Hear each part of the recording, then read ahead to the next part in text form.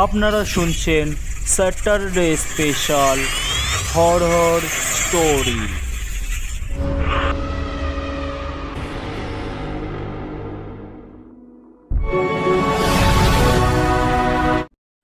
আমি আবারও চলে এসেছি আরও একটি নতুন ভৌতিক গল্প নিয়ে। গল্পটি যদি ভালো লেগে থাকে অবশ্যই চ্যানেলটিকে সাবস্ক্রাইব করে দেবেন এবং পাশে থাকা বেল আইকনটি অবশ্যই বাজিয়ে দেবেন।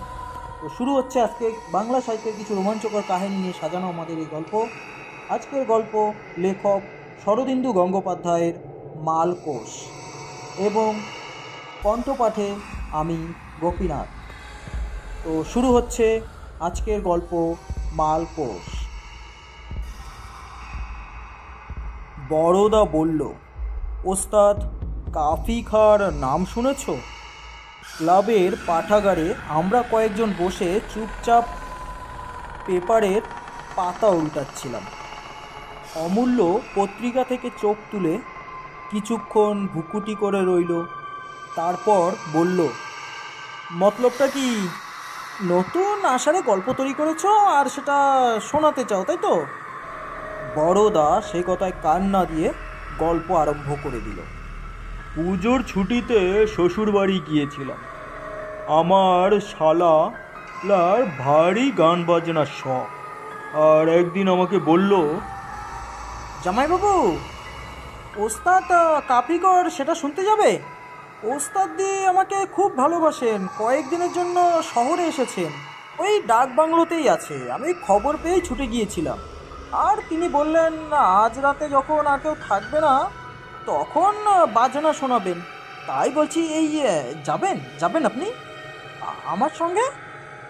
নেই কাজ তো খই ভাজ, উচ্চাঙ্গ গান বাজনার প্রতি আমার বিশেষ একটা আসক্তি নেই।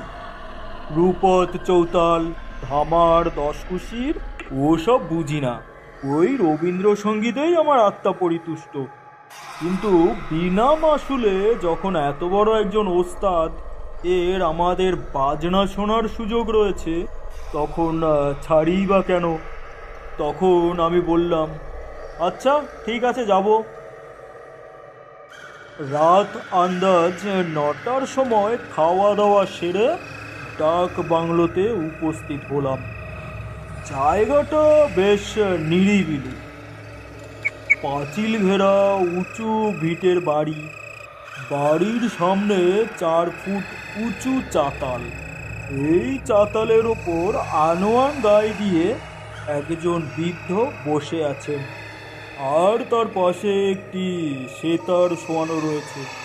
পরিষ্কার চাঁদের আলোয় ওস্তাদজিকে দেখলাম। লম্বা একহারা চেহারা, মাথায় পাকা বাবরি চুল, চিমুকের চিকন দাড়ি। বয়স অনুমান করা শক্ত, তবে ওই 70-এর কাছাকাছি হবে। শ্যালক ভূপিষ্ট হয়ে প্রণাম করল, আর ওস্তাদি তীক্ষ্ণ স্বরে বললেন, এসো বাবা, তা ওই সঙ্গে ওটি কে? শালা পরিচয় করিয়ে দিল, আর আমিও হেঁট হয়ে প্রণাম করলাম।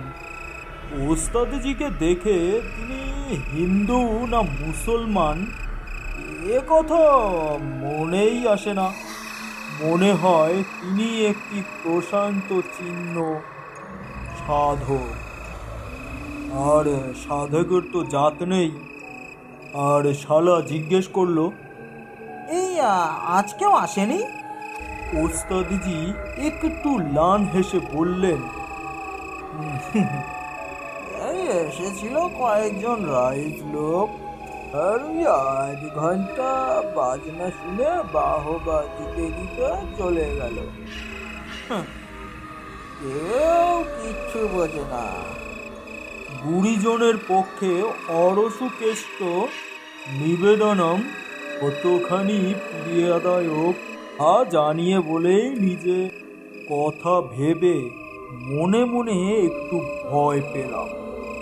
ওস্তাদজি যাতে আমার অক্ষমতা ধরতে না পারেন সে বিষয়ে সতর্ক থাকা দরকার। ওস্তাদজি সেতারের ওপর হাত রেখে আমার শালাকে বললেন, কি শুনতে চাও? বলো। শালা হাত জোর করে বলল, এই যে ওই আর কি, অনেকদিন আপনার মালকোষ শুনিনি। ওস্তাদজি আস্তে আস্তে সেতারটি কোলে তুলে নিলেন, আঙুলে মেজা করে তারের ওপর মৃদু স্পর্শ করলেন। তারগুলি ভন ভন করে উঠল। তারপর তিনি সেতারের কানে মোচড় দিয়ে তারগুলি বেঁধে নিতে নিতে বললেন, এখন হেমন্তকাল, রাত দ্বিতীয় প্রহরও আরম্ভ হয়ে গেছে। মালকোষ বাজাবার উপযুক্ত সময় বটে। চারিদিকে জ্যোৎস্না ঝিমঝিম করছে। দূর থেকে শহরের যেটুকু শব্দ আসছে তাও যেন দূরত্বের দ্বারা মোলায়েম হয়ে আসছে। ওস্তাদজি যন্ত্র বেঁধে নিয়ে বললেন, মালকোষ বাজাচ্ছি। একটা কথা একটু বলে রাখি, ওই যদি কিছু দেখতে পাও তাহলে তোমরা কিন্তু ভয় পেও না। ওস্তাদজি নিতান্ত সহজভাবেই কথাটা বললেন, কিন্তু আমি সচকিত হয়ে উঠলাম। আর ওস্তাদজি আমার দিকে চেয়ে বললেন, মালকোষ যদি শুদ্ধভাবে বাজানো যায় তাহলে জিন আসে। ওরা মালকোষ রাগ শুনতে বড় ভালোবাসে। জিন আরো বেশি দৈত্য বিশেষ।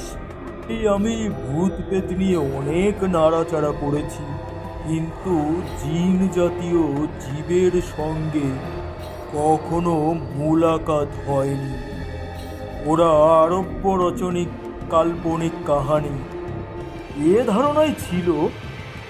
এখন মালকোষ শোনবার জন্য তারা আসতে পারে এই কথাটা ভেবে বেশ উৎসুক হয়ে উঠল।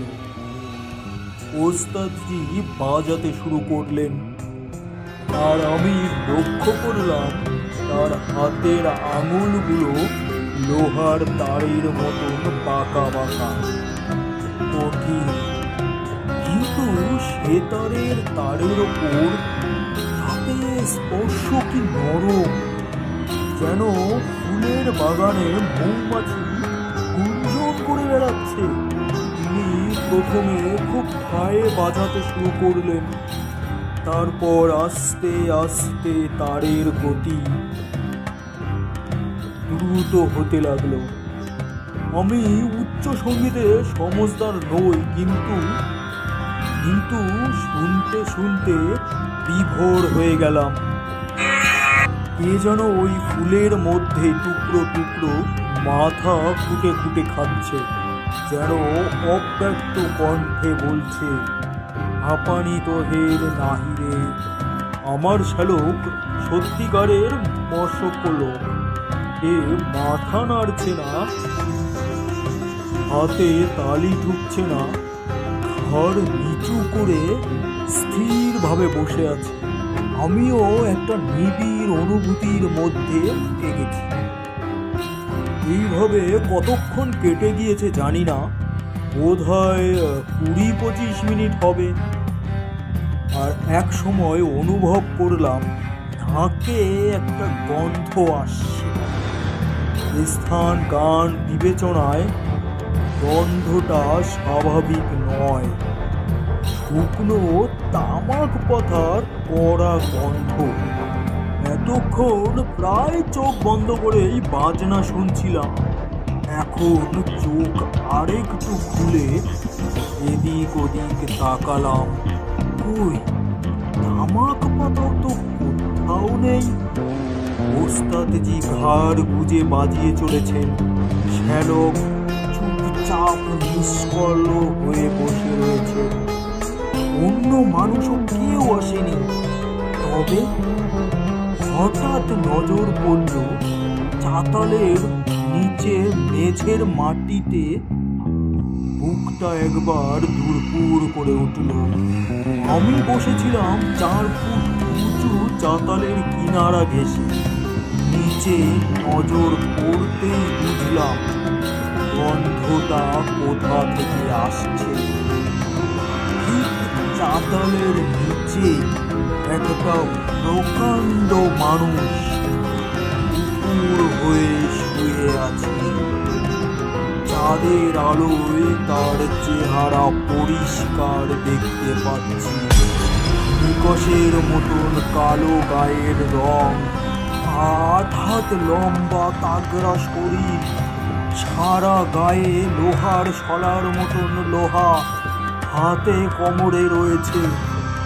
2 হাত দিয়ে মাথাটা বেড়ে নিয়ে দৈত্য পড়ে আছে। ভূত প্রেত দেখে ভয় পাওয়ার দিন আমার নেই, কিন্তু সাষ্টাঙ্গ প্রণামরত বিরাট দৈত্যটাকে দেখে বুকের রক্ত হিম হয়ে আসতে লাগলো। তারপর ঘাড় বেঁকিয়ে দেখি আমার ঠিক পেছনে আরেকটা দৈত্য লম্বা হয়ে শুয়ে মালকোষ শুনছে। আর একটু পরেই হাউমাউ করে উঠছে আবার। অতি কষ্টে সামলে নিলাম। তারপর চোখ বুজে বসে রইলাম। চোখ খুলে তাকাবার সাহস নেই। হয়তো দেখবো আরো অনেকগুলি 8 হাত লম্বা জীব বিশিষ্ট ওই মারকোষ শুনছে। ভয়ানের নানা জাতির ভূত দেখেছি, কিন্তু ভূতের গা দিয়ে তামাক জাতীয় গন্ধ বেরোয় এবং তারা উপুর হয়ে শুয়ে মালকোষ শুনতে ভালোবাসে, এ কথা জানা ছিল না। আরব্য উপন্যাসেও কিছু লেখেনি। হয়তো আরব দেশের ভূত এইরকমই হয়। মালকোষ পুরোটা কিন্তু খাঁটি ভারতীয় সুর। তার আদি নাম মৌল্য কৌশিক। ওস্তাদজির বাজনা ধীরে ধীরে শেষ হয়ে আসছে, যেন একটা মনমন বিরাট প্রবীণ কোকিল কেঁদে কেঁদে ঘুমিয়ে পড়ল। ওস্তাদজি সেইভাবেই কিছুক্ষণ বসে রইলেন। তারপর আস্তে আস্তে সেতার নামিয়ে রাখলেন। আমি চোখ বুজে বসে বসে অনুভব করলাম তামাক পাতার গন্ধটা মিলিয়ে যাচ্ছে। ভয়ে ভয়ে এদিক ওদিক তাকালাম, তো কাউকে দেখতে পেলাম না। জিনেরা সব চলে গেছে। ওস্তাদজি আমার দিকে সস্পষ্ট চোখে চাইলেন। ওরা এসেছিল নাকি? আমি তখন বললাম, হ্যাঁ, এসেছিল। তিনি তৃপ্ত স্বরে বললেন, আজ বাজানোটা ভালো হয়েছে, মন বসে গিয়েছিল। তা তোমরা কেউ ভয় পাওনি তো? এতক্ষণে আমার শ্যালকের ধ্যান ভঙ্গ হলো। এই পকেট থেকে একটি রুমাল ও একটি মিনি বার করলো। মিনিটি রুমালের ওপর রেখে রুমালটি ওস্তাদজির পায়ের কাছে রাখলো। তারপর লম্বা হয়ে তাকে প্রণাম করলো। তার ভূমিষ্ঠ প্রণামের ভঙ্গি দেখে মনে হলো সেও একটি ছোটখাটো জীব। শুনছিলেন শরদিন্দু গঙ্গোপাধ্যায়ের মালকোষ এবং কণ্ঠপাঠে আমি গোপীনাথ। গল্পটি যদি আপনাদের ভালো লেগে থাকে অবশ্যই চ্যানেলটিকে সাবস্ক্রাইব করে দেবেন এবং পাশে থাকা বেল আইকনটি অবশ্যই বাজিয়ে নেবেন, যাতে আমার গল্পের নোটিফিকেশান আপনাদের কাছে অতি সহজে পৌঁছে যায়। আর এই রকম গল্প পেতে অবশ্যই চ্যানেলটিকে সাবস্ক্রাইব করে নেবেন। তো আজকের জন্য এই পর্যন্তই, দেখা হচ্ছে নেক্সট এপিসোডে। ধন্যবাদ।